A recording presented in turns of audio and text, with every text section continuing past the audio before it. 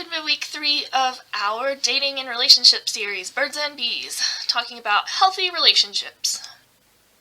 This week's topic is a heavy one. It's kind of difficult, but I think it's very important that we all know how to recognize and prevent abuse. And so we'll be talking about recognizing and preventing abuse today, and hopefully this is helpful information for you so that you don't have to learn how to identify abuse the hard way. Let's jump in. So abuse, what is it? Abuse is a pattern of behaviors used to gain or maintain power and control over a partner. So there's a lot of different kinds of abuse. The ones we're going to go over today are physical, verbal, emotional, digital, and stalking. Remember, no one deserves to experience abuse in any capacity, and every type of abuse is serious. No one deserves it, and unfortunately abuse is quite common, and so you might know someone who's experienced abuse in some form. You may have experienced it yourself, and that also means that people who do abusing are quite common. So that's just sad, but if we increase our knowledge, then we can break this cycle and make things better for everyone. It is important that we are all able to identify abuse when it happens, whether it happens to us or to people we know. Every person, including you, deserves to be treated with respect and decency in any relationship. So let's go over some of these types of abuse together and what they look like. What is physical abuse? Physical abuse is any intentional, unwanted contact with you or something close to your body, or any behavior that causes or has the intention of causing you injury, disability, or death. While physical abuse is often the easiest to identify, other types of abuse are just as real and just as harmful. What does physical abuse look like? Here are some examples of what physical abuse can look like. Scratching, punching, biting, strangling, choking, or kicking. Throwing items at you like a phone, book, shoe, or plate. Pulling your hair, pushing or pulling you, or forcibly grabbing your clothing. Threatening or to use or using a gun, a knife, box cutter, bat, mace, or other weapon against you. Touching any part of you without your permission or consent. Grabbing your face to make you look at them. Preventing you from leaving or forcing you to go somewhere. Throwing things or hitting things like walls or furniture in the same space as you. What is verbal abuse? It's using words to hurt a person on purpose. Verbal abuse involves some sort of verbal interaction that causes a person emotional harm, often prompting them to question who they are. It is a way for a person to control and maintain power over another person. In fact, it is not uncommon for a victim of verbal abuse to feel inadequate, stupid, and worthless. Verbal abuse can look like name-calling, insults, and put-downs, constant criticism, or pointing out flaws. Verbal abuse is not always as easy to recognize as physical abuse, but it hurts people just as deeply. Whoever said sticks and stones can break my bones, but words can never hurt me, was lying, because words can hurt a person really badly. What is emotional abuse? Emotional abuse is a way to control another person by using emotions to criticize, embarrass, shame, blame, or otherwise manipulate another person. In general, a relationship is emotionally abusive when there is a consistent pattern of abusive words and bullying behaviors that wear down a person's self-esteem and undermine their mental health.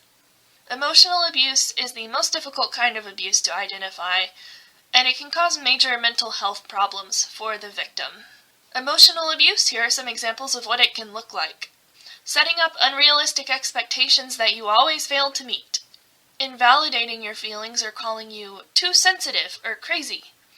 Accusing you of being selfish when you express your needs. Causing chaos by being hot and cold. Having unpredictable outbursts and starting fights out of nowhere. Sending you on guilt trips. A guilt trip is when you've done something, you've made a mistake, you've apologized, but you haven't been forgiven, and you are just continued to make the person continues to make you feel bad about it, even though you've already apologized and expressed that you were remorseful.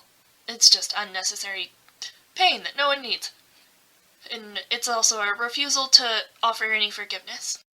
Embarrassing or humiliating you in front of other people. using your flaws, mistakes, or your fears against you, blaming you for their bad behavior, acting like they are better than you or smarter than you, being controlling, isolating you from your friends and family, gaslighting you, and making you doubt reality itself. So if you haven't heard of gaslighting, the word comes from an old movie called Gaslight, where a man abuses his wife by making her feel like she is going crazy because there are gas lamps in the hallway. And he keeps changing how bright they are and how much they flicker.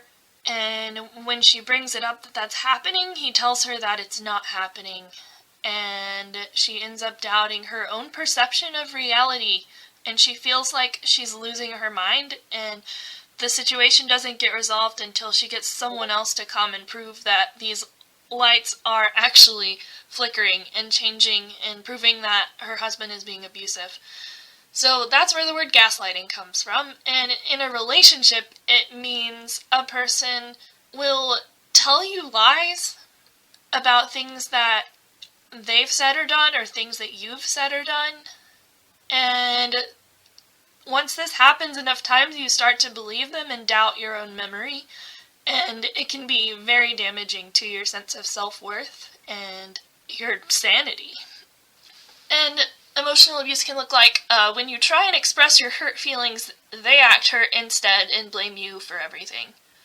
The impacts of emotional abuse are significant. When emotional abuse is severe and ongoing, a victim may lose their entire sense of self, sometimes without a single mark or bruise. Instead, the wounds are invisible to others, hidden in the self-doubt, worthlessness, and self-loathing the victim feels. Over time, the accusations, verbal abuse, name-calling, criticisms, and gaslighting erode or wear down a victim's sense of self so much that they can no longer see themselves realistically. Once this happens, most victims become trapped in the abusive relationship, believing that they will never be good enough for anyone else. Emotional abuse is hard to identify, but it's so common and it is so harmful. Moving on to the next kind of abuse. What is stalking? Stalking occurs when someone watches, follows, or harasses you repeatedly, making you feel afraid or unsafe. Oftentimes, just in our regular language when we're talking to each other, we will kind of joke about stalking, or we'll use the word stalking to say we looked up someone's social media profile to get to know them and see, what they had public before we became friends with them, and be like, oh, I stalked you on social media. But stalking is actually, for real, much more serious than that. Stalking can look like showing up where you are with no warning or invitation, repeatedly sending you unwanted communications like texts, phone calls, etc. Giving you unwanted gifts, items, or flowers repeatedly, and using your social media to track where you are and what you're doing, and then coming and finding you there. Stalking can really make a person feel unsafe and uncomfortable, and so I think that we should take it seriously. Finally, what is digital abuse? Digital dating abuse is the use of technologies like texting and social media to bully, harass, stalk, or intimidate a partner. This behavior is often a form of verbal or emotional abuse conducted online. Digital abuse can look like telling you who you can or can't follow or be friends with on social media, sending you negative, insulting, or threatening messages, using social media to track your activities, insulting or humiliating you in their posts online or threatening to, sending, requesting, or pressuring you to send unwanted explicit photos, messages, videos, or otherwise compromising messages. Stealing or pressuring you to share your account passwords. Constantly texting you and expecting instant replies. Looking through your phone for evidence. So, things to remember. One, that's not on the PowerPoint. A lot of times, random bad things can happen. A person can make a mistake and be unkind and do something from one of these lists one time. And it's not good that one time, of course. It's not okay to be treated that way even once. But if all these behaviors that we've listed so far, if they are repeated, if they keep happening and it creates a pattern, that is abuse. So a one-off thing might just be a one-off thing that's bad. If it keeps happening over and over and over, that is definitely abuse. Other things to remember. Different kinds of abuse can overlap and happen at the same times. A lot of times in a relationship that's physically abusive, there's also verbal abuse and emotional abuse happening too. No one deserves abuse, period. No one. And if you are or have been abused, it is not your fault. Being a victim of abuse is never your fault. There is nothing a person can do to deserve abuse or to bring it on themselves. Abuse and the responsibility for being abusive always lies solely on the person doing the abusing. It is never anyone else's fault or responsibility. If you are being abused or have been abused, there are resources and sources of help available to you. And if you are realizing that you are being abused in a present situation, do not confront your abuser about their abuse. Don't try and talk to them about it. This will only cause further harm to you. Don't confront them. They will not respond well.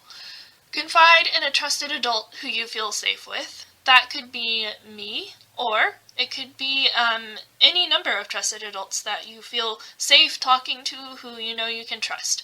And finally, trust your instincts. If it feels bad, it's probably bad, and it's not going to hurt to talk to someone about it.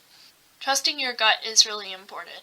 So moving on to how to prevent abuse, the opposite of abuse is respect. What does respect look like to you in a relationship? Maybe pause the video here if you want to and take a second to think about that, or to write something down on a piece of paper. Think about what does respect look like in a relationship? Here are some examples of what respect is and is not. Respect is seeing yourself as equal, not better than or less than. You are on equal footing with another person. Respect is not thinking you are superior to anyone else in any way.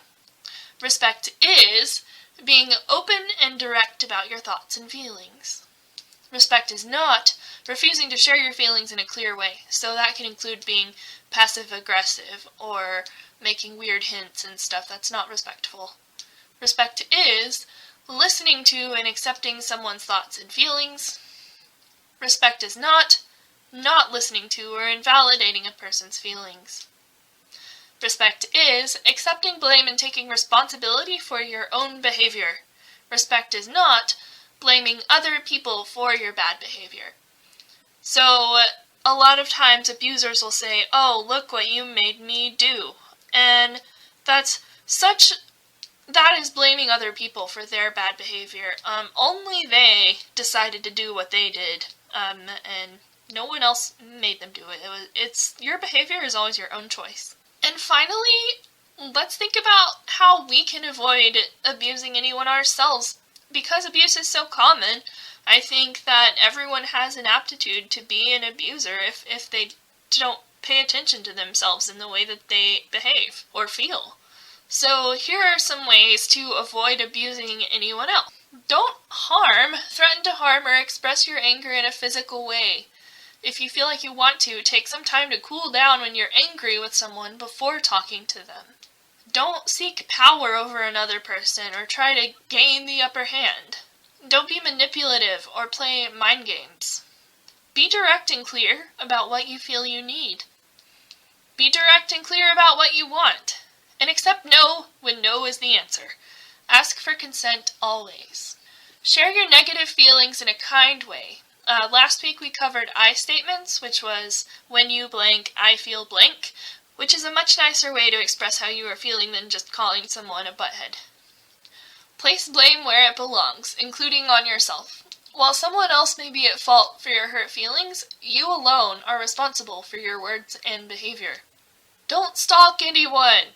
If they are not interested, leave them alone. Stalking them is not going to make them like you. Don't try and control who your partner talks to or spends time with. They are allowed to be close to people other than you.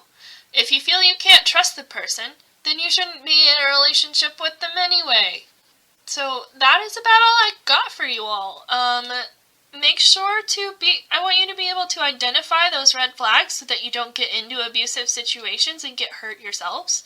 And I also want you to be kind and good people who care for yourselves and care for others. I hope that this information has been helpful. If you have any more questions about it, you can come talk to me anytime in the loft, or come learn about these things in a youth group directly, and then you can ask your questions on the spot. I hope that you have a good week. I hope that you are kind, that you pay attention to yourself and your feelings and your wants and needs, and then you express those in a healthy way. Love y'all, bye!